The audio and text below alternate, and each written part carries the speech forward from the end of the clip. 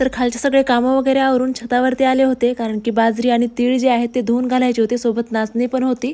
तीळ आणि बाजरी तर संक्रांतीसाठी आणली होती, पण नाचणीची भाकरी एकदा करून बघायची होती, एकदा पण नव्हती खाल्लेली मी. एका ताईने कमेंटमध्ये मला सांगितलेलं की नाचणीची भाकर जी आहे ते हेल्थसाठी चांगली असते, त्याच्यामुळे मग मी म्हणलं एखादा किलो आणून बघूयात. वैसगाळ करून धुतल्याच्या नंतर तिन्ही मधले सुद्धा खडे जे आहेत ते वेगळे होतात आणि निसायला एवढी परेशानी होत नाही. तर छान धुवून वाळू घातलं आणि नंतर मग धुणं पण सोबत आणलं होतं इथे वरी भिजत घातलं. ते झाल्याच्या नंतर खाली आले होते. सायंकाळी इथे प्रक्षिताचा अभ्यास घेतला आणि मग नाचणी आणि बाजरी वाळल्याच्या नंतर गिरणीमध्ये दळायला घेऊन गेले होते, पण तिथे काही त्यांनी दळून दिलं नाही. आम्ही दळून देत नाहीत म्हणल्या, नाचणी लाल होतं पीठ. मग काय घरीच मिक्सरमध्ये पीठ त्याचं काढलं, पण भाकर काय एवढी व्यवस्थित नव्हती आली, जाडसर आलेली. त्याच्यानंतर संध्याकाळी इथे पनीर बनवायला घेतलं होतं. येत्या वेळेस 1 लिटर दूध घेऊन आले होते. तर दूध छान खळखळून उकळलं की त्याच्यामध्ये 4 चमचे विनेगर पाणी मिक्स करून थोडं थोडं करून ऍड करायचं. पनीर आणि पाणी वेगळं होईपर्यंत चाळणीने गाळून घ्यायचं. चांगल्या पाण्याने एकदा पनीरला धुवून घ्यायचं आणि कॉटनच्या कपड्यामध्ये व्यवस्थित त्याला फोल्ड करून जड असा डब्बा त्याच्यावरती ठेवायचा आणि 2 तासाने बघू शकता पनीर बनवून